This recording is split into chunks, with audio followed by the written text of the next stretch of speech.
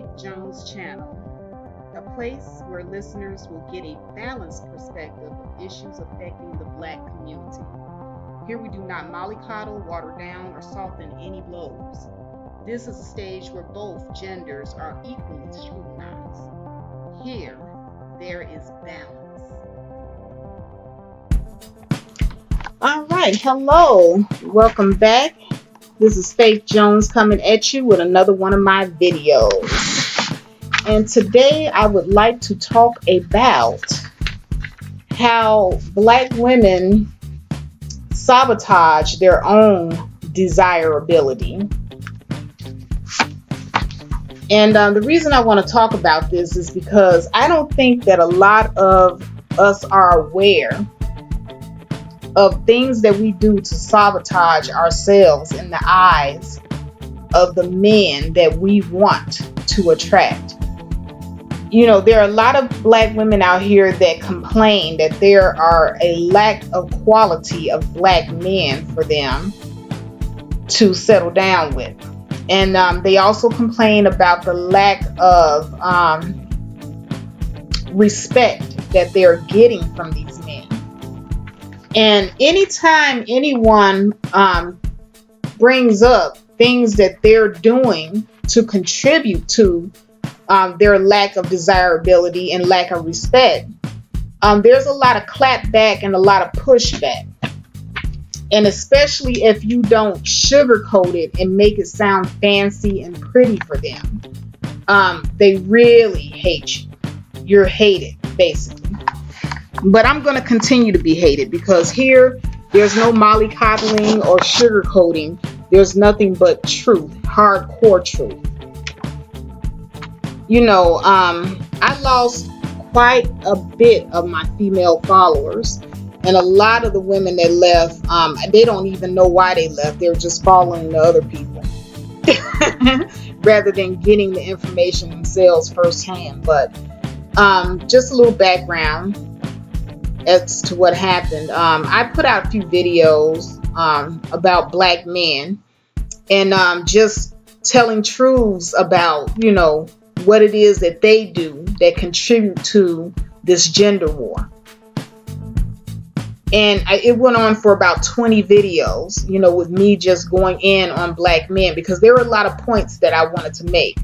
Like Black men were, you know, coming in and, you know, just totally throwing these statistics at Black women and using it as a weapon to bash. You know, some of it was constructive. Like a lot of the guys that I would listen to, and I know the difference between when a guy is bashing and when a guy is trying to be constructive. And the problem with it was majority of it was not constructive. They were just regurgitating these stats that they had heard like decades ago, and some of the stuff is not even valid anymore. So they haven't updated their information. But the one stat that they love to throw in our face as Black women is that 70% of us are single mothers. And this is a valid complaint that they have. You know, even though some of them use it in a very derogatory manner to call us whores and, you know, say that we are very loose with our bodies and different things. But it's a valid complaint because you have a large demographic of Black women who already have started families with other men that are no longer around and not there for their children. And we continuously do this to the point now that 70% of us are single mothers. And, you know, we want to sit here and pretend like this is an issue, that, you know, our men should not be using this against us, but it is pretty damning evidence of how we've been carrying ourselves as women and how we're failing at womanhood for this. And when you say this, when you tell women that when they have multiple babies by multiple men, and it doesn't even have to be by multiple men, you could just be having a bunch of babies by one loser that hasn't even thought enough of you to marry you. He might have just laid up with you. You might have lived with him for a little while, and then he bounced and went on to the next person. And we don't want to hear that, you know, once we have opened our wombs up to a man and that man is no longer with us, he decides to just bounce on us. Another man is going to come along and he's going to inspect you, and then this is their observation of you. Okay, she's got children by other men, so he's going to look at you as having a used womb because somebody else has been there before him. And when I say this, when I use the term used up womb or used womb, that sets off a siren in a lot of single mothers and in a lot of women's mind. And I don't know if these women are single mother sympathizers or what have you, or they have people in their family that they care about that may be single mothers. And so this is hurting them for whatever reason. But this isn't to hurt anybody or to bash or to abuse. This is to state a reality of what these men are thinking. And it's not like the guys have not been vocal themselves in stating that this is how they're thinking of women like this. Using my own self as an example, this is what I went through. When I was very young, I had first started college. I started out college pregnant. Okay, I was very young. And I had no idea how much my life was going to change as a result of the decision to become a single mother at a young age and not be married. I didn't know how other people, especially other men, were going to be looking at me. I was not prepared. My mother had not set me down and talked to me about it at all. She just told me not to have sex, but she didn't really say why or, you know, how I should be carrying myself and what type of men I should be attracting, so on and so forth. You know, it was just, you know, sex, don't do it, you know, and no other instructions after that. So I had to learn the hard way what something like that would entail, you know. And I have no problem saying that it was a bad choice. Now, my child that I got as a result of that choice, she's beautiful and I love her to death. But my child was born a bastard. And, you know, a lot of people are listening to these words and they're like, oh, that's harsh. She's calling her own child a bastard. No, that is actually the correct term that they used a long time ago. It was not a curse word back in the times when they were using it. But now we have turned it into a curse word. But that is actually the proper term for children born out of wedlocks. They were called bastards. And people don't like hearing those things. That people don't like hearing these truths because it hurts. And it hurt me to come to that realization. But I had to come to that realization in order for me to change some bad habits that I had when I was younger.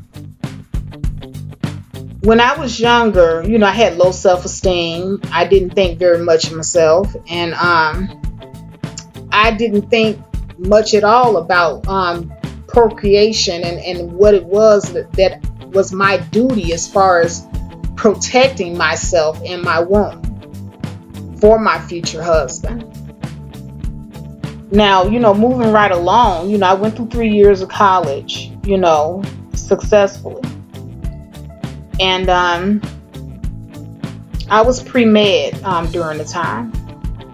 And then I met my husband, you know, when I was doing an internship. I was actually interning with Holy Cross Hospital. And I was doing occupational therapy assisting. And he was a personal trainer. He owned a gym on the north side of Chicago. And he was also, you know, at the same place at the same time, and that's how we met. And I just looked up, you know, because I had changed the environment that I was in. I changed the people that I hung around, and I had a totally different mindset. And so I was operating from the mindset of just respecting myself and my body. And that must have shown through and through in my approach to how I even, you know, dated men during that time. So when my husband met me, he was meeting a woman who came into knowledge of herself, and he valued me. And I got very lucky in that instance. And so he took me off the market with a child that I got before I even married him. And, you know, I was very lucky in that respect. And my husband died of cancer, you know, and we had 3 children together. Now, this was very difficult for me because, you know, when you have children and your spouse dies or you get a divorce, people don't really see you as a divorced woman with children or a widow with children when you're a black single mother. You know, being a black mother without a man in the household, you're immediately looked at as a single mother. And I do understand that. So, you know, I feel, you know, the pain of the women that say, you know, hey, you know, I was divorced, and, you know, and I had my children, and, you know, people view me this way. But after a person talks to you for a little while and they get a little bit of your background, anybody will have a different perspective of you and how you've been conducting your life after getting to know you. You know, and if they don't, well, then that's their loss. You move on. You know, you can't, you only worry about things that you can control. And this is what I've been saying from the very beginning. And that's what I did. I only worried about things that I could control. And really, after my husband's death, I wasn't even focused on, you know, getting back out there into the dating scene anyway. It wasn't until my kids were like in high school, like getting ready to go out of high school. As a matter of fact, my last child was on the way to college before I even endeavored to get back into a deep relationship with someone. How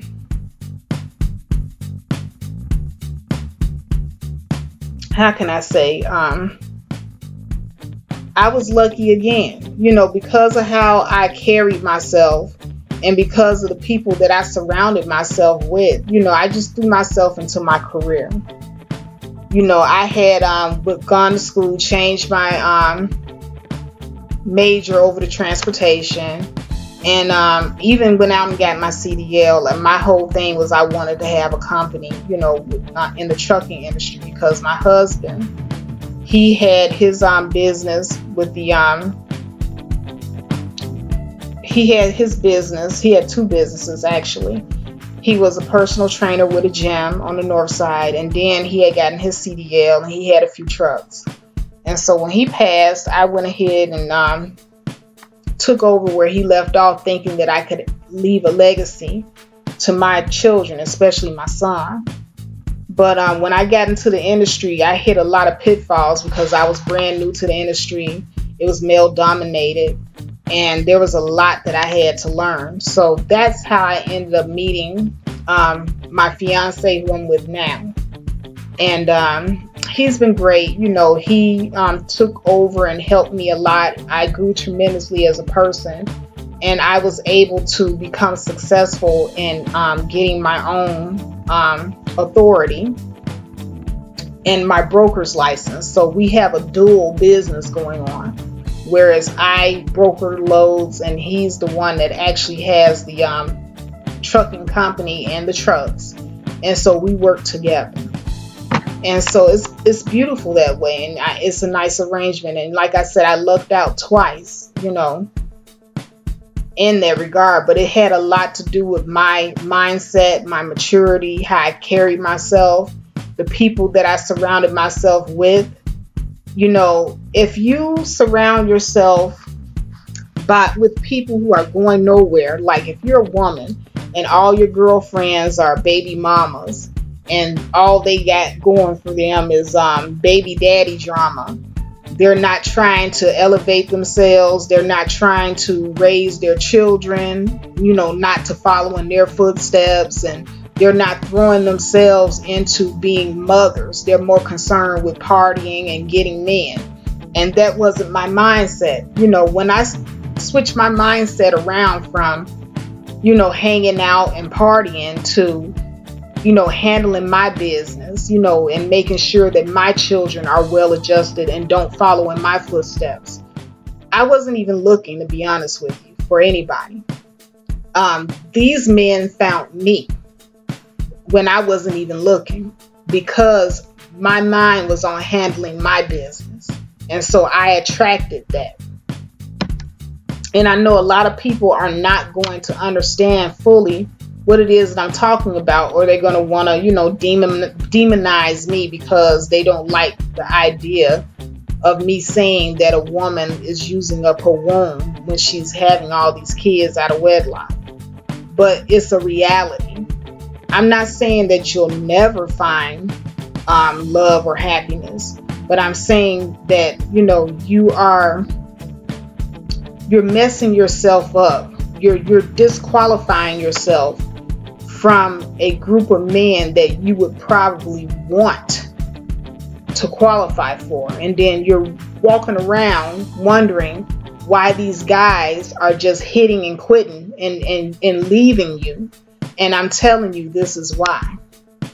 But in order to avoid this, for the ladies that have not, you know, gone down the path, you know, you just really want to be a wife before becoming a mother. And in order to do that, you're going to do whatever is necessary to protect your womb. And that means keep yourself from getting pregnant before marriage. You know, the baby is the gift to your husband. And, you know, it's a gift to each other, actually. So and it's something that you are giving each other as a gift and as a symbol of your love for being together. So, you know, don't sit up here and just willy-nilly be out here having these kids, you know, without being in a proper marriage or relationship. You know, that's the message that I've always and only wanted to put out there.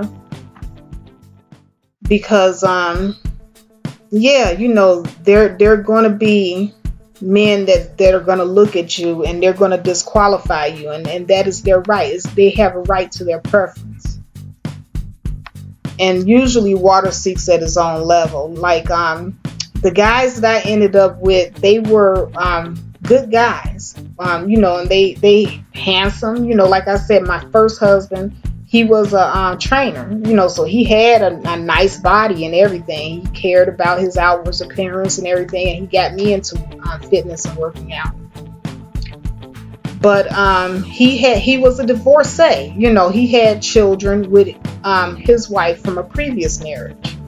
So he didn't come to me like all brand spanking new. You know, he had to do a lot of work on himself, because his previous marriage ended, you know, mutual things they both did. They had a lot of growing up to do.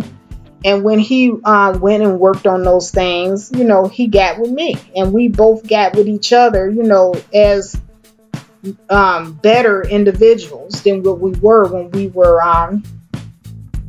when I was out there, you know, just getting pregnant and, you know, not caring about myself. And he was out there, you know, being kind of reckless with his marriage and all the cheating and infidelity. So, you know, it's just kind of like you're aligning yourself with like-minded individuals.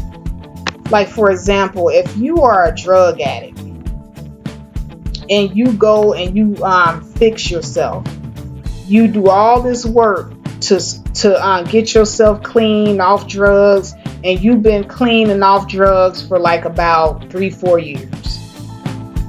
Why would you then turn around and get engaged, or go and live with or get in a relationship with a drug addict, knowing that this was something that you had a problem with and they dragged you down? You're not going to do that. You're going to avoid those people if you're smart. And so you might end up with somebody that's on the same level as you, whereas they might have had something that they were struggling with, an addiction or whatever, and they're over it and they're not doing those things anymore.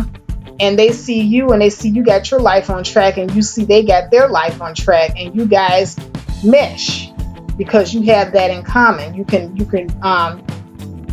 relate to one another. And that's what I'm talking about as far as water seeking at its own level. Like a person that probably never, partook in any of those things probably wouldn't want to have anything to do with you because of your past, and that's their preference. So you have disqualified yourself from that person in that person's eyes. But more than likely, you're going to have something in common with somebody that's on the same path as you. And that's how it normally happens. And that's the same way with single parents. Most of the time, single parents get with other single parents because they have that in common. And so they are able to better sympathize with each other. Now, there are exceptions to this rule, but once again, exceptions are not the rule. But I just say all of this to say, we have got to get better at taking criticism and knowing the difference between when a person is being abusive in their language towards you and when a person is actually telling you something, but they're being very straightforward and blunt with you. And they're not sugarcoating it. They're just giving you the cold hard facts, and they're not trying to bash you or hurt you or tear you down.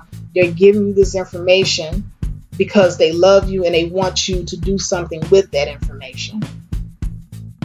Now, here lately, there's been a group of women, and they have garnered the nickname the Baby Mama Mafia.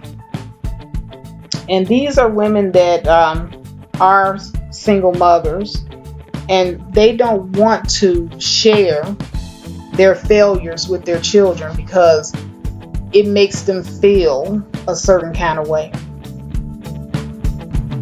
And I'm here to tell you that if you are a single mother and you're afraid to let your children know the things that you've done that were, that kind of led you down the wrong path in life, and you kind of failed in that area, you're setting your kids up for failure because you're sending out the signal that it's acceptable when you don't be completely honest with them about your past.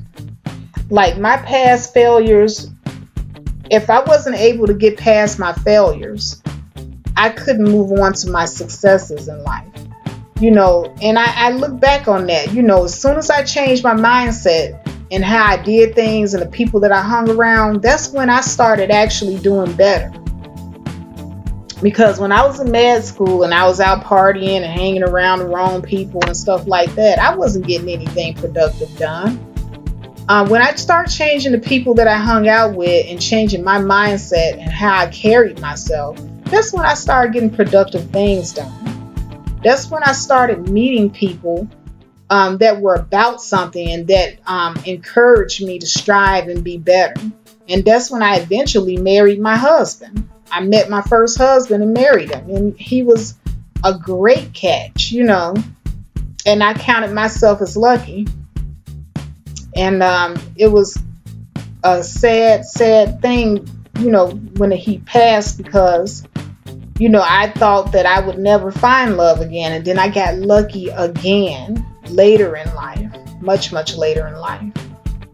And I wasn't looking for it either time. It was just how I carried myself and the people that I surrounded myself with in my life. But, you know, you got these baby mamas, and before there were baby mamas, you know, these women were pretty much out here with a thought mentality. You know, they just felt that they had a right to do whatever they wanted. And they didn't think that it would catch up with them, you know, that there would be any consequences. And so, you know, you got this sense of entitlement, you know, I'm a queen, and just because I'm black, I deserve to be exalted because I'm a black woman. And you know, you're going to exalt me not for the content of my character and my actions, but you're going to exalt me because of the color of my skin. And that's the sense of entitlement that a lot of black men are talking about. You know, when they're telling us that, you know, we feel like we're just entitled to them, you know, doing things for us and treating us well when we haven't earned it. But just as, you know, we have our baby mamas, we have our bum nigga culture, our deadbeat dads, our thought boys out here, and they're of the impression that they don't have to build anything, they don't have to come to the table with nothing but their penis in hand.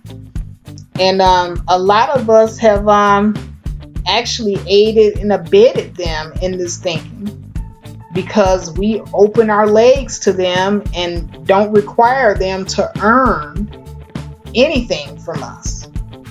Not even the babies that we have for them. We just, you know, openly give them everything, and we demand nothing. And you are what you attract. You know, if you're a thotty girl, you're gonna get a thotty boy. And you all are going to be banging each other upside the head with nonsense, because he's going to think that he's entitled to your body, and she's going to think that she's entitled to his money just because. And nobody's feeling like they have to earn anything. And that's what our society and our culture has turned into. We don't have any code of conduct. We don't have any rules. We don't have any type of goals when we're out here dating or having children. We're doing all of this without any type of goal in mind. It just is what it is, and whatever happens, happens. We're just going with the flow. There's no plan whatsoever. And these are the things that I talk about. These are the things that, you know, I reiterate all the time. But, you know, the only thing that sticks out is the drama. And I'm really starting to think that black people love drama. I don't think that we want a solution. We just want to argue. There are some of us that just live to argue. You know, that's what we do. Because, for example, ever since the whole fiasco happened with me seeing the little term used up wombs, and I lost all my female followers, anywhere I go to view a broadcast, you know, because I listen to quite a few different other YouTubers, and we all pretty much say the same thing, but we say them in different ways. Some people can say it a lot more prettier and fluffier than I do, but we're saying the exact same things, and I'm in total agreement with what they're talking about. But if I make a comment and I come in to the room acting like a civilized human being, and I make a statement, there's always some person running up to me acting all uncivilized and animalistic, calling me out my name, and you know, just want to be on the attack and want to argue for whatever reason. Some of these people, I don't even remember them. That's how much I thought about them. But you know, it just behooves me, you know, why that happens. You know, there are quite a few people that I've seen in other forums too. I'm not going to name their names, but I go to a lot of the different chat rooms and I see them in there commenting. If they're being civilized, I don't really say anything to them. I don't feel a need to go on the attack, because I don't live to argue on the internet. I have a life. I got a man, I got a business, I got my kids and my grandchildren or what have you. So I don't feel the need to do that. And I just find that people that do that, these are people that don't have lives, and they don't really have anything going for them but getting a one-up on the internet, or a high five, or a like, or whatever on the internet. This is what makes their day. And when I do these broadcasts, or, you know, videos or what have you, I'm not trying to entertain anybody. I'm not trying to get a high five or one up. I'm not trying to make money. I'm just trying to get a message across. And I don't live for this internet. You know, when I post my video, I log off the internet and I go on and live my life. My fiance and I are planning our wedding. We're shooting for August of next year. That's the shot. And we want to plan our vacation as well, the honeymoon. So, you know, these are things that I'm looking forward to doing. And, you know, I do this in my spare time, you know, because I view this as being the new black media also. You know, social media is a way for black people to get positive messages and images out to one another. Like this picture, for example, that I have posted up here of all these little girls with pregnant bellies. I bet you they all have a single mother at home. Or if they don't have a single mother at home, they have a mother who might be married, but she's living like a single mother. And I know a lot of those as well, because the father is out hopping from woman to woman. He's a rolling stone.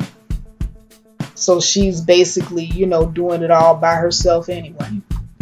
You know, some women have a man that ain't even really nothing. They just got a piece of a man that they're sharing with other women. And even if he put a ring on the finger, he still ain't nothing. And that's the reality of it, because we have not been taught how to be husbands and wives. We have not been taught, you know, how to date with a purpose. But anyway, I'm not going to make this a long, drawn out video broadcast. But I just wanted to put out there that, you know, you are what you attract. And ladies, we are responsible for a lot of our undesirability because of things that we do. Have a good one. Goodbye.